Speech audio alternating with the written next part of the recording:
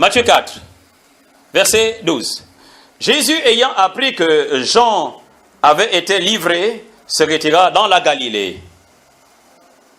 Il quitta Nazareth et vint demeurer à Capernaum, situé près de la mer, dans le territoire de Zabulon et de Nephtali, afin que s'accomplisse ce qui avait été annoncé par Ésaïe le prophète. Le peuple de Zabulon et de Nephtali, de la contrée voisine de la mer, du pays du Jourdain et de la Galilée des gentils, ce peuple assis dans les ténèbres a vu une grande lumière, et sur ceux qui étaient assis dans la région de l'ombre de la mort, la lumière a fait quoi? S'est levée. Dès ce moment, Jésus commença à prêcher et à dire, repentez-vous, car le royaume des cieux est proche. La Bible nous parle de Jean. Jean a prêché quel message? Le royaume. Ok? Le royaume. Il dit, repentez-vous, le royaume, le royaume, le royaume. Jean prêche le royaume. Quand Jésus entend qu'on a attrapé Jean, il se retire de là. Il était le mandataire, Jean, était le premier mandataire de prêcher le royaume. Il prêchait le royaume, pourquoi? Parce qu'il connaissait le royaume. Il était le premier mandataire. Et quand on l'attrape, Jésus sait que celui-ci ne peut plus prêcher le royaume, il faut qu'il prenne le relais. Et quand il arrive, il n'entre pas dans un autre message. Il entre dans le message de ce qu'il a recommandé. Le royaume. Quand il commence à prêcher le royaume de Dieu, la Bible déclare qu'il se retire dans une contrée qui était assis dans les ténèbres. Assis dans les ténèbres. Les ténèbres, ça veut dire quoi?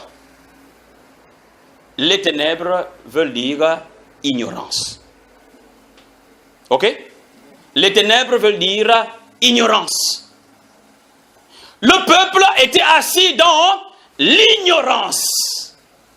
C'était des gens ignorants, des gens qui ne comprenaient, qui ne connaissaient rien. Mais Jésus, quand il voit alors cela, il dit, ok, il faut que le royaume arrive là-bas. Maintenant, quand il arrive là-bas, qu'est-ce qui se passe? Quand il arrive là-bas, c'est ce qui amène la royauté, ce qui amène la transformation d'une région, ce qui amène la transformation d'une maison. C'est quoi? C'est la lumière. Mais la lumière, c'est quoi? La lumière, c'est quoi? Quand la Bible parle de lumière, la lumière, ce n'est pas quelque chose qu'on met là et puis ça éclaire, comme nous voyons la lampe là. La lumière, c'est la connaissance. Ok? La lumière, c'est la connaissance. Lorsque la Bible parle, il dit ils étaient assis dans les ténèbres, c'est-à-dire dans l'ignorance. Alors Jésus arrive et il va commencer donc à enseigner.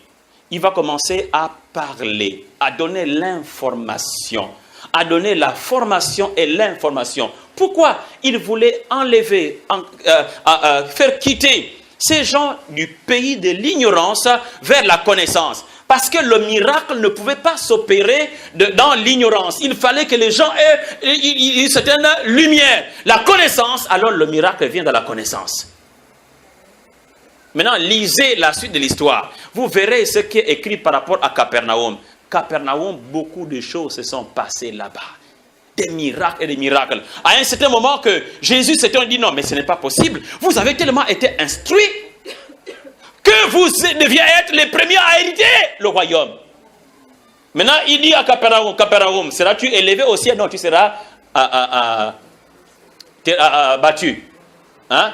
Parce que les miracles qui ont été faits chez toi, si Sodome et Gomorrhe avaient vu cela, ils seraient repentis vite.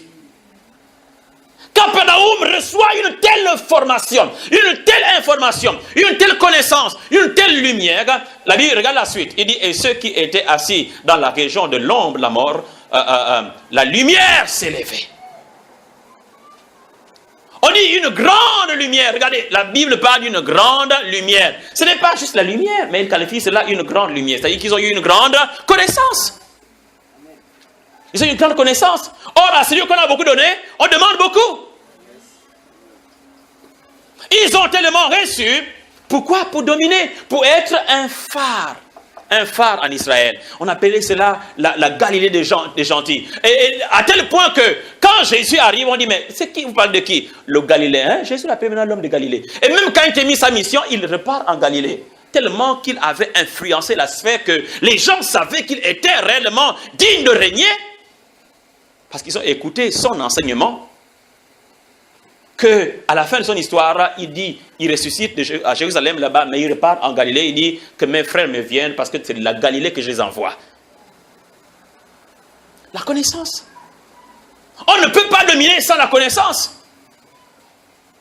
Sans la connaissance de quoi? D'un royaume. Nous devons connaître notre royaume. Et Jésus, je termine, Jésus a dit, je te donnerai les clés. Hein? Je te donnerai les clés du royaume. Ce que tu lieras sur la terre sera lié au ciel ou dans les cieux. Ce que tu lieras sur la terre sera délié. Je te donne les clés. Tu as la clé entre tes mains pour ta destinée dans ce monde. Ok? Tu as la destinée, tu as la clé pour ta destinée, la réussite. Si à un certain moment de notre vie, il y a eu comme, on ne comprend plus l'histoire de la vie, on se dit, mais nous sommes finis, je suis terminé. Non, ce n'est pas terminé. Tu étais assis à un certain moment dans la vallée de l'ombre de la mort, mais alors, c'est point la lumière, le temps de la connaissance. Je suis presque certain, frères et sœurs, beaucoup de gens ici vont sortir des ténèbres. Quand je parle des ténèbres, il ne s'agit pas des ténèbres du péché, les ténèbres de l'ignorance. L'ignorance, parce que l'ignorance tient beaucoup de personnes captives. L'ignorance fait en sorte que beaucoup de personnes n'arrivent pas à rentrer dans leurs droits, dans leur héritage. L'ignorance. Comment alors opérer? Comment alors réussir avec rien? Mais qu'est-ce qui a été fait? Avec rien, le Seigneur a tout créé. Il n'y avait rien, mais il a commencé à créer. Et c'est pourquoi il est important de comprendre que même quand je n'ai rien, je commence à dire j'ai tout. Amen. Même quand on ne voit rien, je dis mais j'ai. Même quand on te dit non mais toi tu es qui? Toi tu es le plus petit. Toi tu n'as pas d'argent. Toi tu es un être qui a été voué, qui a été laissé. Tes frères, tes sœurs ont réussi mais pas toi. Tu dis moi j'ai pris tout parce que Jésus me fortifie. Amen. Je peux. La Bible déclare que tout est possible à celui qui croit. Tout est possible à celui qui croit. À quoi tu crois? Quand tu commences à croire quelque chose, on te donne la clé pour ça. Amen. Quand tu commences à croire, maintenant il faut avoir la mentalité. Si j'ai besoin de quelque chose, il faut que j'ai la mentalité de la réception de ceci. Ce n'est pas juste que je confesse sans que je ne puisse réellement avoir le mental de ça.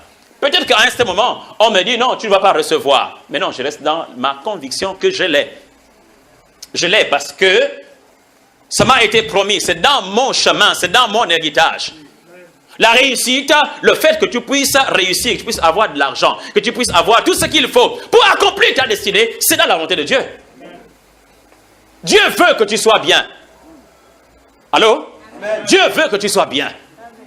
Dieu veut que tu réussisses. Dans tout ton business, Dieu veut que tu réussisses. Dieu veut que tu écrives beaucoup. Dieu veut. Autant que il y a des personnes qui ont encore des talents cachés. Faites-les sortir. Quand tu vas les faire sortir, dis ok, merci Seigneur, c'est ça. C'est ça. Ok, tu te dis maintenant, il va te donner la clé. La clé là, c'est quoi? C'est une lumière qui va commencer à venir. Petit à petit, tu vois comment les choses grandissent. Tu commences à comprendre, à voir comment réaliser alors ton destin. La clé. Et parce que tu ne peux pas ne pas réussir, parce que dans tout ton ADN, tu es fait, c'est inscrit, que tu es appelé pour inscrire une histoire. On repart au ciel, n'est-ce pas? Dans le royaume, hein? Dans le royaume. On repart dans le royaume, n'est-ce pas? On va dire quoi? Tu vas dire quoi? Tu diras quoi? Je n'ai rien fait? On t'a tout donné? Tu as toutes les clés. Maintenant, lève-toi. Alléluia. Amen. Frères et sœurs, je suis en train de parler du royaume, des principes pour entrer dans notre destinée, parce que je crois que c'est ça que Dieu veut pour nous. En 2014, le Seigneur a parlé dans mon cœur. Mais ceux qui se confient en l'Éternel renouvellent leur force. Ils marchent et ne se lassent point. Ils courent et ne se fatiguent point. Ils prennent quoi? Le vol, hein? Comme les aigles. Tu dois prendre ton envol. Alors, amen. Tu dois prendre ton envol. Amen. C'est ce qui est normal que tu prennes ton envol. Ne pas prendre son envol, c'est déshonorer tout le système. Tu es appelé à prendre l'envol. Et c'est maintenant. Alléluia. Amen. C'est maintenant. Maintenant, écoutez bien. Mettez Jésus à la première place. Mettez Jésus à la première place. Amen. Si tu n'as pas encore compris toutes ces choses-là, la première chose qu'il faut comprendre, c'est que c'est Jésus qui me fait entrer dans le royaume où on réussit. Donc, reçois Jésus. Mets Jésus en première position. Quand Jésus est en première position, il va commencer, lui, à t'expliquer comment on marche dans ce royaume. Quand tu vas lire la Bible, tu comprendras la Bible. Pourquoi? Parce que Jésus est en toi. Ne mettez pas Jésus à côté pour dire, bon, je cours pour le royaume. Non, vous courez dans quel royaume? Le royaume de Jésus, lui, il est la porte. Ok? Jésus est la porte. Donc, entre d'abord par la porte. C'est-à-dire, c'est Jésus. On entre, et puis après, il t'explique, ok, tu as vu? Ça, c'est le royaume. Tu es encore bébé dans le royaume. Maintenant, on va voir ce qui va se faire. Dans le royaume, il y a du lait spirituel. Hein? Donc, tu prends le lait et tu vas commencer à... Et dans ce lait, il va te... Quand tu marches, il y a une clé. Tu enlèves ça. Parce que le lait, ça passe rapidement, n'est-ce pas? Ça, c'est pour que la chair soit... Et puis tu sois fort, les os se consolident. Mais tandis que tu es en train d'étudier, il met dans le lait une clé. Et tu tires. Quand il dit, oh, ça, je sais que je vais réussir. Et tu vas commencer, tu trouveras ce qui convient par rapport à ton appel. Si c'est le ministère spirituel, tu comprendras que Dieu t'a donné une clé spécifique pour que ton ministère marche. Si c'est les affaires, il va te donner une manière de comprendre, de faire. Tu comprendras qu'il faut que tes affaires alors marchent. J'ai juste parlé aujourd'hui dans ce sens pour expliquer le royaume, et ce n'est pas terminé, que c'est un pays. Mais la Bible parle de la justice. Ça, c'est la vie du royaume. On parlera ça après. Alléluia. Le Seigneur voudrait que chacun de nous puissions, à partir de maintenant, dire Jésus, toi c'est moi, moi c'est toi.